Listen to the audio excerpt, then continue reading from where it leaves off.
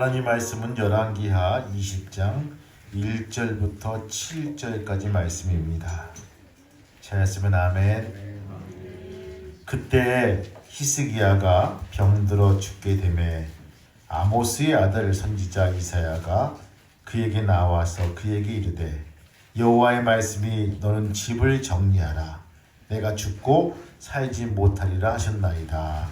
히스기야가 낯을 거꾸로 향하고 여호와께 기도하여 이르되 여호와여 구하오니 내가 진실과 전심으로 주 앞에 행하며 주께서 보시기에 선하게 행한 것을 기억하옵소서 하고 히스기야가 심히 통곡하더라. 이사야가 성읍 가운데 가지고 이르기 전에 여호와의 말씀이 그에게 임하여 이르시되 너는 돌아가서 내 백성의 주권자 히스기야에게 이르기를 왕의 조상 다윗의 하나님 여호와의 말씀이 내가 내 기도를 들었고 내 눈물을 보았노라. 내가 너를 낫게 하리니 내가 3일 만에 여호와의 성전에 올라가겠고 내가 내 날에 15년을 더할 것이며 내가 너와 이 성을 아수르 왕의 손에서 구원하고 내가 너를 위하여 또 내 종 다윗을 위함으로 이 성을 보호하리라 하셨다 하셨다. 같이 읽겠습니다. 이사야가 이르되 무화과 반죽을 가져오라 하매 무리가 가져다가 그 상처에 놓으니 나으니라. 아멘. 할렐루야. 옆 사람 인사하시기 축복합니다. 감사합니다. 어느 택시 운전사가 뒷자리에 승객을 싣고 달리기 시작합니다. 뒤에 탄 승객이 뭔가 웃기 위해서 운전기사 어깨를 툭 칩니다. 기사가 소스라치게 놀라면서 왜 그렇게 놀라느냐고 묻자 손님 제발 좀 장난치지 마시길 바랍니다. 저는 오늘 택시 운전 첫날입니다. 어제까지 저는 장의사 차를 몰았습니다. 놀란 거예요. 여러분 죽음이 이렇게 무서운 것입니다. 남의 죽음을 보는 것도 이렇게 무서운데 내 죽음의 시간이 다가온다면 어떨까요? 오늘 밤 잠을 자는데 꿈의 계시로 이제 너에게 유언을 준비하라 하신다면 여러분들은 어떤 생각을 가지고 어떤 유언을 준비하시겠습니까? 별 생각 다 하고 별 방법을 다 찾아놨을 거 아니겠습니까? 그때 방법을 찾는 모습을 보면서 그 사람이 어떤 신앙인지 우리는 엿볼 수가 있다는 것입니다. 오늘 본문은요 그런 경우를 말씀하고 있습니다. 본문에 나오는 히스기야 왕은요 유대 왕국 제13대 왕입니다. 자식이 없었어요. 여러분 지금은 무자식이 상팔자로 하지만 그 당시에는요 왕의 자식이에요. 왕손입니다. 대를 이어서 왕을 이끌어갈 아주 중요한 보물 같은 그 왕자입니다. 자식이 없습니다. 초조합니다. 당시로는 그것이 큰일한 것입니다. 히스기야는 그동안 하나님 중심적으로 통치하였고 백성들에게는요 충실하게 선정을 베풀었습니다. 종교개혁을 단행해서 나라의 아세라 목상과 노뱀 신상들을 모두 파기했습니다. 사람들의 친아수르 정책을 펴왔지만 히스기야는요 하나님을 의지하는 신앙으로 탈아수르 정책을 펴왔습니다. 이 정도면 하나님이 마땅히 그에게 복을 주셔야 맞습니다. 그것이 우리가 아는 상식입니다. 그런데 어느 날 갑자기 이사야가 찾아오더니 하나님께서 너는 병들어 죽게 되었으니 집을 정리하라 라고 말씀하십니다. 여러분 같으면 어떻겠습니까? 내 삶에 정점에 올라왔는데 앞으로 한 40년도 살 것 같은데 열심히 무엇을 하고 어떤 계획을 세우고 어떤 플랜을 가지고 이렇게 하면 잘 될 것 같은 느낌을 가지고 있는데 목사님이 신방와 가지고 말씀하시기를 권사님, 장로님, 집사님, 주님께서 말씀하시는데 얼마 못 산대요. 한 일주일 사는데 유언을 준비하시고 집을 정리하시기 바랍니다 했을 때 여러분 어떻게 하시겠습니까? 오늘 그것이 우리의 제목이며 이슈란 것입니다.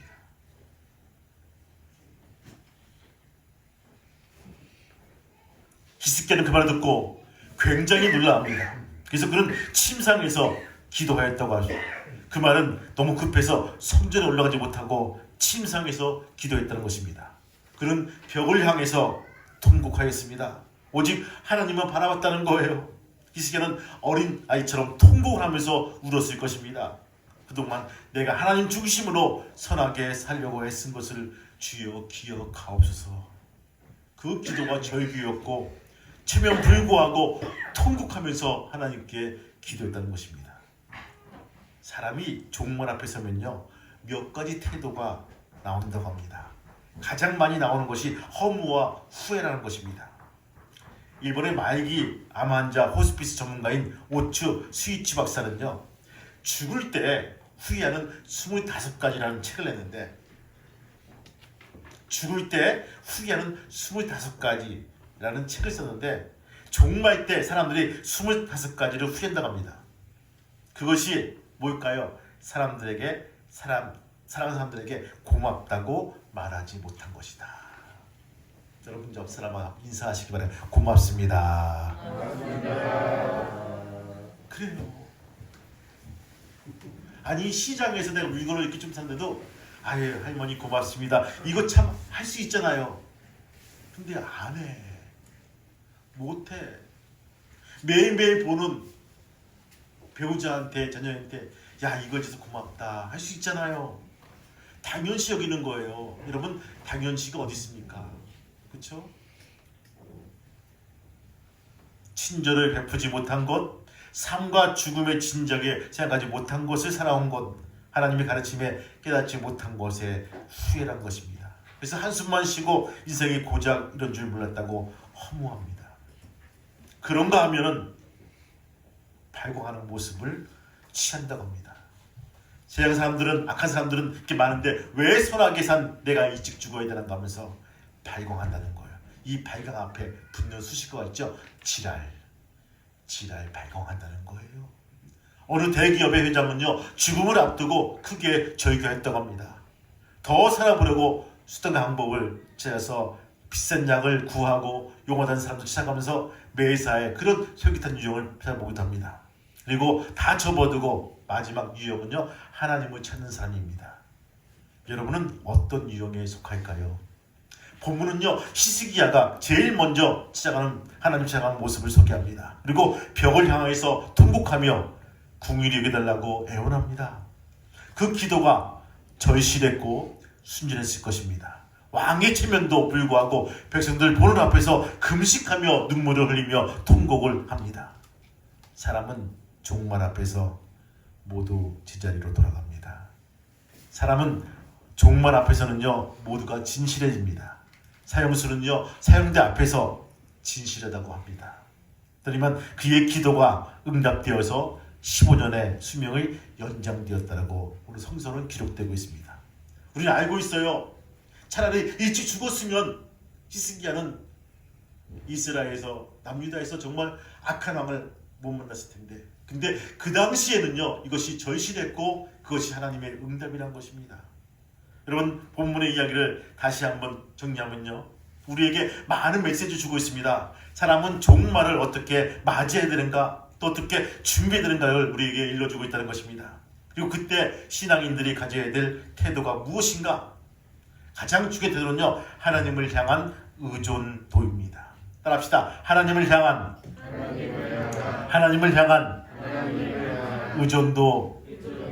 의존도. 사실 사람들은 평상시에는요 하나님을 별로 찾지 않습니다. 그래서 평소 사람들은 다 하나님을 떠나 있게 마련입니다. 그런데 인생 전체가 평온할 수가 없죠. 가끔씩 위기가 찾아옵니다. 그때 하나님을 찾아가게 되어 있습니다. 그것도 아무나 다 그런 것은 아닙니다. 진정한 하나님 백성과 예수의 자는요, 위기 때 대처하는 모습이 있어야 됩니다. 그것이 하나님 의존도입니다. 위기 때 곧 바로 하나님을 찾아갈 수 있어야 그것이 제자의 삶이란 것입니다. 하나님을 의존하는 일은 어떤 것이 있을까요? 첫 번째, 감사하다는 것입니다. 살아가다 좋은 일을 있을 때 제일 먼저 누구에게 알리고 싶을까요?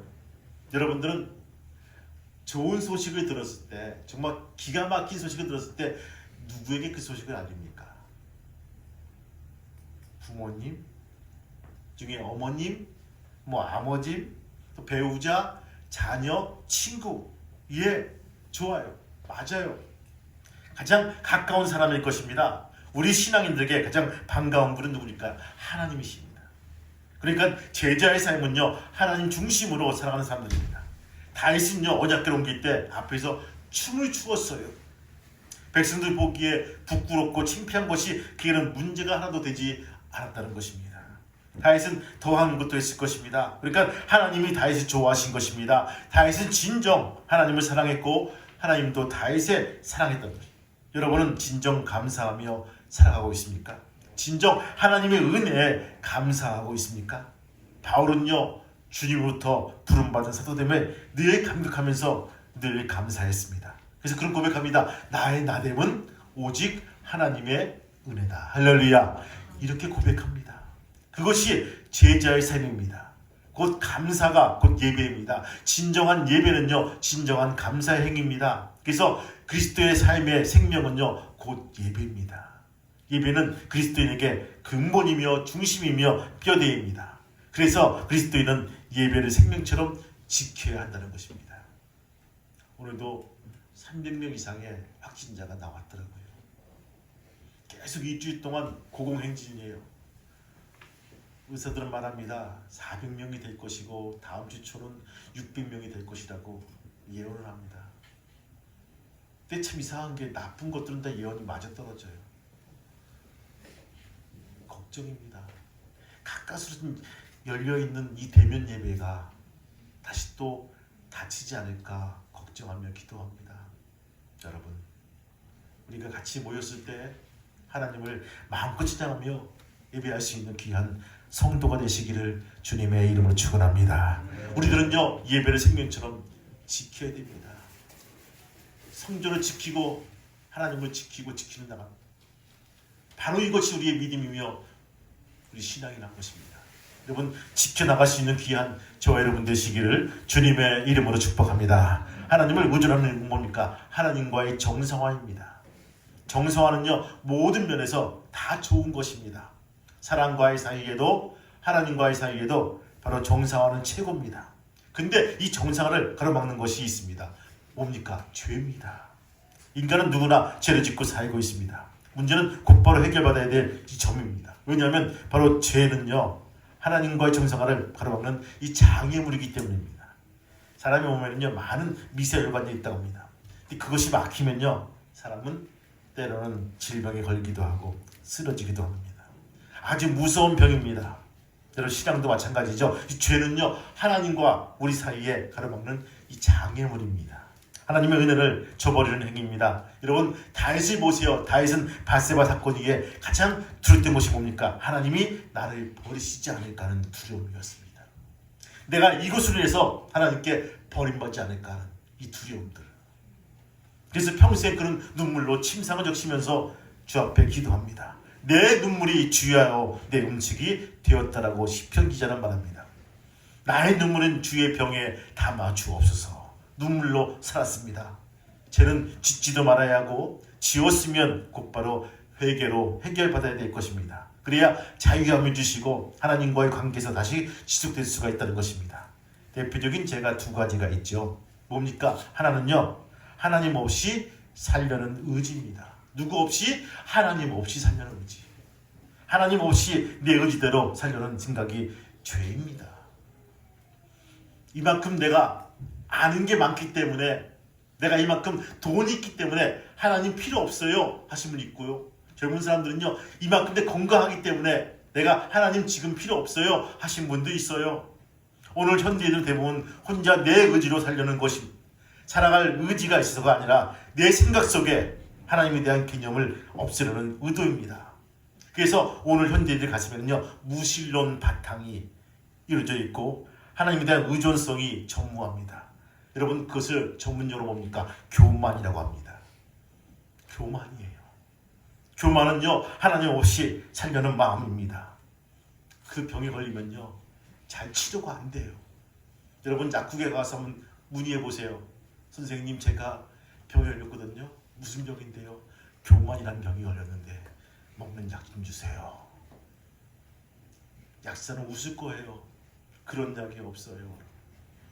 잘 치료가 안 되고요. 재발이 또 됩니다. 좀 더 내가 자존감이 올라가면 좀 돈 좀 벌면 내가 또 분위기에 좀만 올라가면요 또 이게 재발된다는 부분입니다. 여러분 두 번째 뭡니까? 묻지 않은 삶이란 것입니다. 나는 누구인가? 나는 앞으로 무엇을 해야 되는가? 나는 어떤 길을 가야 하는가를 묻지 않습니다. 여러분 구약의 여호수아가 가나안 가는 도중에 기본 족속이 와서 화친하자고 제안합니다. 여호수아 9장에 나오죠. 옷을 보니까 남루합니다. 그들 말대로 멀리서 왔다라고 그들은 거짓말합니다. 그래서 하나님께 묻지 않고 그냥 받아들여서 화친 조약을 맺습니다. 그런데 얼마 후 알고 보니까 가까운 이웃에 사는 야만 민족이었어요. 왜 거짓말했냐고 물으니까 죽일 것 같아서 했다고 합니다. 그런데 이미 하나님의 이름으로 조약을 맺었으니 할 수 없이 품고 살아갑니다. 그런데 결국 그들은 후에 이스라엘 백성에게 화근이 되고 맙니다. 사울은요 평소 사무엘을 의지했습니다. 그분만 있으면 하나님의 의도로 알고 잘 될 것 같아. 마음에 안 들지만 그분이 있어야 돼. 나의 인생에서 그분은 나의 척도야. 그분이 나의 바로미터야. 이렇게 알고 있는데 그런데 사무엘이 죽자 블레셋과의 전쟁을 발발하게 됩니다. 마땅히 하나님께 가서 물어야 될 사울은요 바로 무당에 찾아가서 죽은 사무엘의 영을 부려달라고 애원합니다. 이것이 사무엘상 28장에 나오지 않습니까? 그러니까 결국 하나님은 사울을 전쟁에 죽게 하신 것입니다. 여러분 아하방을 아십니까? 아하방은요 거짓 선지자들을 옆에 두고 정치하였습니다. 거짓 선지자들을 매번 평안과 길한 일만 얘기해 줍니다. 선지자 미가야가 혼자 왕의 미임을 받으며 하나님이 주시는 계시만 그대로 전합니다. 아람과 전쟁을 일어납니다. 거짓 선지자들은 나가서 싸우소서 하나님이 이기게 하실 것이라고 거짓말을 합니다. 그때 미가야는요 나가 싸우면 반드시 패배하고 당신도 죽을 것이라고 불길한 예언을 합니다. 그리고 지금 하나님께서 거짓 영을 시켜 저 거짓 예언자들의 입을 붙게 하신다고 말씀하십니다. 열왕기상 22장에 나와 있는 말씀이에요. 그러자 거짓 선지자 중에 우두머리인 시드기야가 미가의 뺨을 치면서 여호와의 영이 언제 내게 그런 계시를 주시더냐고 따집니다. 미가야는 내가 골방에 들어가는 날에 알게 될 것이라고 이렇게 말합니다. 여기 골방은 뭡니까? 내가 엎드려 깊이 기도하면 진실한 영이 계시를 주실 것이라는 말입니다. 시편 73편에 보면요 악인들이 형통하는 걸 보면서 나는 넘어질 뻔했다고 고백합니다. 시인은 악인의 형통하고 의인이 고난받는 모습을 보면서 이해되지 않습니다. 여러분 요새 그렇지 않습니까? 요새 보면요 진짜 나보다 더 믿음도 없고 신앙도 없는 사람들이 이 잘 되는 모습 보면서 속에서 왠지 모르게 이렇게 불화가 치밀고 그렇죠? 왜 이렇게 이게 잘못된 게 내 마음에 갈등이 생기지 않을까? 똑같은 상황이에요. 시편 기자가 말합니다. 저들은 하나님을 믿지 아니하고 하나님을 적대시하고 하나님을 멀리하고 온갖 만행을 하는데 저들은 형통한 길을 사는 것 같고 나는 매일 지질이 궁상을 떨면서 이렇게 사는 것이 잘못된 거 아닙니까? 하면서 하나님께 따지면서 성전에 올라가면서 하나님께 불퉁불퉁 것이 시편 73편입니다. 그래서 스스로 시험이 되어 넘어질 뻔했다고 고백합니다. 그런데 그는 언제 그 일을 알았을까요? 골방에 들어간 후에 할렐루야 골방에 들어간 후에 알게 되었다고 고백합니다. 골방에 들어가 깊이 기도할 때 왜 악인들이 형통하여 있는가를 비로소 깨닫게 되었다라고 고백합니다. 오늘 현대인들에 살아가면서 궁금한 일에 직면할 때가 많습니다. 그때에도 오늘 현대인들은요 골방으로 들어가지 않습니다. 그때 우리 신앙인들은요 하나님을 찾아갈 수가 있어야 됩니다. 그것은 하나님을 의존하는 의존도의 삶이란 것입니다. 오늘 하나님께 묻지 않는 것이 죄입니다. 다윗은 때마다 하나님께 물어봤습니다. 적이 위협하면 먼저 싸울까요 말까요 하고 물었습니다. 아브라함은요 가는 곳마다 제단을 쌓았습니다. 그 말은 뭡니까? 옮기는 곳마다 제단을 쌓고 먼저 하나님께 물어봤다는 것입니다. 여러분 삶 속에 하나님께 계속 묻는 어린아이처럼 아빠 이거 뭐야? 엄마 이거 뭐야? 어떻게 해야 돼? 여러분 귀찮을 정도로 물어보는 그런 삶이 되시기를 축원합니다. 아멘. 그것이 우리의 삶이란 거예요. 여러분 그것이 정상이란 것입니다. 여러분들 그것이 귀찮습니까? 우리 하나님은요 주님은요 한 번도 우리에게 귀찮아 임마 그만 물어봐 이렇게 하신 분이 아니라는 거예요. 100만 번 1000만 번 물어봐도요 그래 괜찮다 맞아 이 말이 맞아 그건 틀렸어 라고 말씀하신 분이란 거예요. 제자의 삶은요 철저한 하나님 의존의 삶이란 것입니다. 의존해야 살아갈 수가 있습니다. 그러한 삶을 살 수 있는 귀한 저와 여러분 되시기를 주님의 이름으로 축복합니다. 세 번째 보니까 하나님 의존하는 삶은요 위기시 하나님을 찾는 삶이란 것입니다. 살아가면서 절박할 때 하나님을 찾는 것이 신앙이 너무나 자연스러운 일입니다. 하나님은 나의 생과 사를 주관하시는 분이십니다. 히스기야는요 유언이나 준비라고 통보받았을 때 순간 하나님을 찾아서 통곡하며 기도합니다. 제일 먼저 하나님을 찾았습니다. 영광 때도 제일 먼저 찾아가야 합니다. 평소 하나님 중심으로 살아가고 늘 기도하고 감사하던 사람은 위기의 때도 온다든지 중풍에 취해 하나님의 제의선으로 물러나고 용하다는 위언을 찾아가고 동무수전하는 그런 사람들도 분명히 있을 것입니다. 신앙의 포커스가 맞지 않기 때문입니다. 여러분들 아이들이 친구가 많아서 밖에 놀 때는요 엄마를 거들떠보지도 않고 엄마가 없어도 무방합니다. 그런데 날이 어두워지면 그 아이들은 엄마에게로 돌아갑니다. 그것이 건강한 아이들이에요. 그런데 날이 저물어 가는데도 집에 들어가지 않으려고 하면 이건 잘못된 것입니다. 그 아이들이 거리의 아이들이고 가출 소년들입니다. 정신이나 마음이 병들면 이렇게 됩니다. 신앙도 병들면 됩니다. 아주 중요한 때 하나님을 떠납니다. 그리고 엉뚱한 조건을 찾아서 돌아다닙니다. 정말 좋은 신앙인은 위기 때 볼 수가 있습니다. 진정 건강한 신앙인을 위기 때는요 자연스럽게 하나님을 찾아오게 됩니다. 할렐루야. 찾아온다는 것입니다. 하나님은 액세서리가 아닙니다. 살아가다 보면요 반드시 우리에게 위기의 때가 오게 되고 그때 우리는 하나님을 만나볼 수가 있다는 것입니다. 사울은요 그때 바로 무당을 찾아갔습니다. 그것이 사울의 한계입니다. 그러니까 하나님부터 버림받은 것입니다. 왕들은요 전쟁을 대비하기 위해서 애고로부터 준말을 사들입니다. 솔로몬은 절박할 때 이방 여인들을 의지해서 하나님부터 버림받았습니다. 지하들은요 절박할 때 모두 도망가 버렸습니다. 그래서 실패한 것입니다. 절박할 때 가장 먼저 하나님을 찾아가는 것이 하나님 자녀요 주님의 제자입니다. 과학자 뉴턴은요 바로 이렇게 발명하면서 우리에게 이렇게 말해주고 있습니다. 나는 연구가 벽에 부딪힐 때마다 골방으로 들어가 무릎을 꿇고 하나님께 기도하였습니다. 그때 나는 망원경으로도 볼 수 없었던 하나님의 영광을 볼 수 있었습니다 라고 고백합니다. 사람은요 절박하게 되면요 세 가지 행동을 한다고 합니다. 첫 번째 뭡니까? 백을 찾아가는 입니다. 무슨 백? 든든한 백. 핸드백이 아니라 배경입니다. 스펙, 배경. 애굽의 준말을 살아갑니다. 동맹을 맺으러 갑니다. 사울은 무당을 찾아갑니다. 이게 백이에요. 두 번째 뭘까요? 두 번째 유형은요, 자포자기입니다. 다 포기해버립니다. 무신론자의 모습입니다. 그리고 사람이 아무것도 하지 않고 그냥 회피해버립니다. 여러분, 세 번째 뭡니까? 하나님을 찾아가는 유형입니다.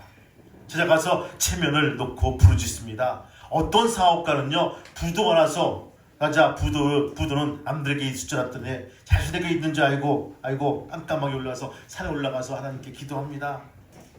하나님을 만납니다. 해결함 받지요. 그리고 그를 고백합니다. 사업 부도는 내 인생의 가장 큰 자산이었다라고. 그 일이 없었다면 나는 후에 하나님을 만나지 못했을 것이라고 고백합니다. 나는 내 사업이 망함으로 하나님을 발견한 축복을 이뤘다고 고백합니다. 여러분, 위기가 기회입니다. 하나님 만나는 기회예요. 여러분들, 목사님 코로나 때문에 너무너무 힘들어요. 장사가 안 되고요. 너무 힘들어요. 나 죽겠어요. 이런 시기에 소아과 의사가 말하더라고요. 목사님, 환자가 없으니까요, 성경을 더 볼 수가 있어요. 더 기도할 수가 있어요. 얼마나 감사한지 몰라요. 그게 고백이더라고요. 어떤 분은 죽겠어요, 힘들어요, 망할 것 같아요 하지만 어떤 분은요, 하나님의 뜻을 더 알게 되고요, 기도하게 되고요, 더 기쁘고 더 행복합니다, 더 해피합니다 하고 고백하더라고요. 세상에서는 1%의 확률을 무시합니다. 여러분들 만약에 수술을 받는데 의사가 보호자님 들어오세요 라고 앉혀놓고 막 그림 설명합니다. 그리고 99% 이 수술은 실패하고 1%밖에 확률이 없는데 여러분들 수술하시겠습니까? 물어보면 뭐라 하죠? 대답을 하세요. 안 해요. 99%는 이쯤 모르고 힘들고요. 한 1% 정도는 희망이 있어요. 여러분, 1%도 확률이에요. 그렇죠? 확률이 맞아요. 근데 여러분들, 기적은요, 그 1%에서 일어난다는 거예요. 인간이 포기했을 때 하나님 그때 일하신다는 거예요. 수술에서 회복 확률이 여러분 10%라 볼 때 그 사람은 무서워하지요. 그런데 그 10% 확률은요, 굉장히 높은 확률이란 부분입니다. 여러분, 물 1도는요 부족해도, 그렇죠? 없어 보여요. 1도만 부족해도요 물은 끓지 않습니다. 불과 1도 차이인데도 불구하고 물은 그저 물입니다. 근데 1도만 높이면요, 그때부터 물이 끓기 시작합니다. 증기가 되고 에너지로 변합니다. 1도 차이로 증기가 만들어져서 터빈을 돌리고 에너지로 만들 수가 있다는 것입니다. 여러분, 기도는요 1%의 확률을 믿고 나오는 것입니다. 하나님은요 그 1% 안에서 행동하신다는 것입니다. 제자의 삶은요 그 1%에 목숨 걸고 살아가는 사람들입니다. 1%를 믿고 기도할 때 우리에게 응답이 주어집니다. 할렐루야. 기도하면요 반드시 이루어집니다. 사람들은 남을 의존하는 것을 싫어합니다. 세상은 말합니다. 야, 이놈아, 독립해야지. 왜 붙어 살고, 왜 기상하며, 왜 이렇게 살고 있어? 자립해야지. 오늘 부모님들은 늙은 자녀들에게, 자식들에게 의존하기 싫다고 말합니다. 그래서 자식들에게 기대지 않고 건강하다가 죽으면 좋겠다라고 이렇게 매일매일 우리는 떼까리면서 말합니다. 그것은 바람직한 고백이 아닙니다. 사람은 의존하며 살도록 지음받았습니다.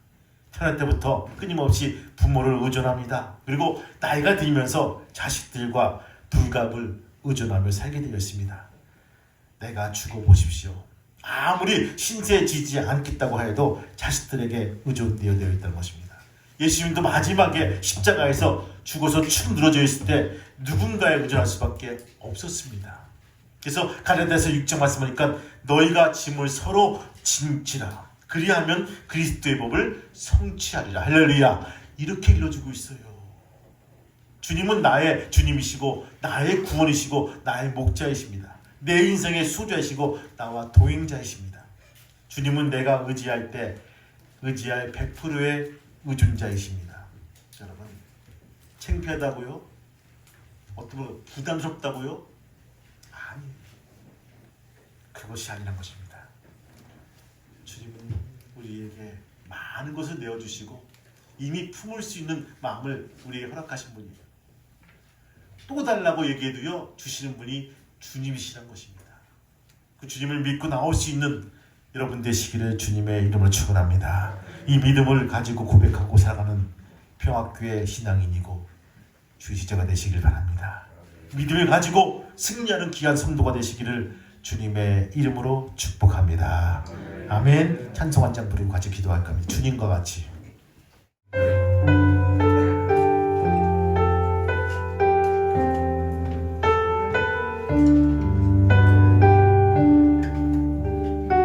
주잡이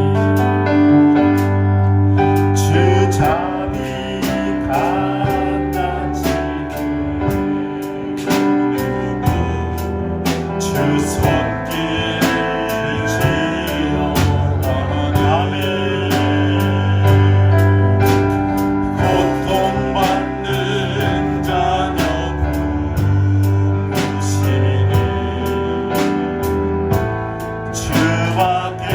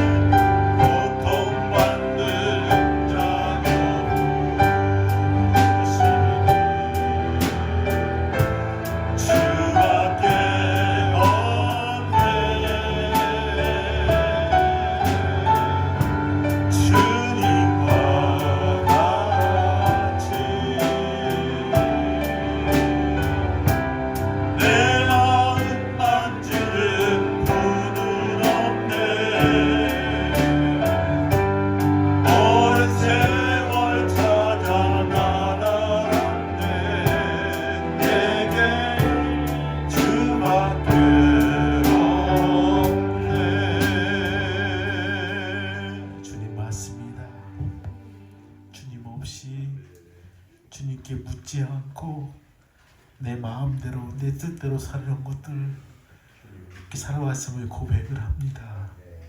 주님, 이제 우리가 주님을 의존하고 의지하고 나길 소망합니다.